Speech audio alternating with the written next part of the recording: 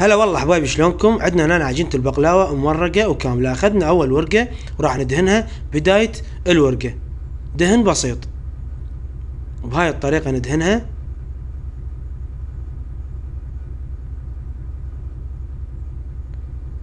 بعد ما خلصنا التدهين هسه راح نرش جوز مطحون او فستق حلبي.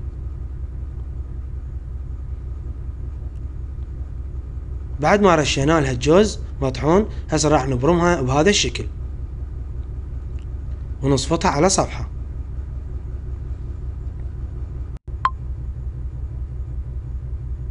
بعد ما خلصنا لف واخذنا العدد اللي احنا نريده هسه راح نقطعها بالمسطرة.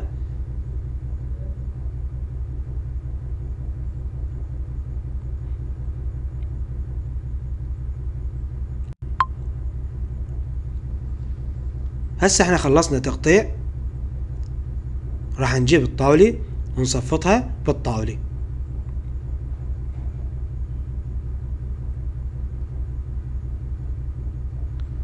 طريقة كلش سهلة وبسيطة وإن شاء الله تستفادون من عدها. طريقة لف السيجار بحشوة الجوز. مستمرين بالتصفيط لحد ما نخلص الطاولة.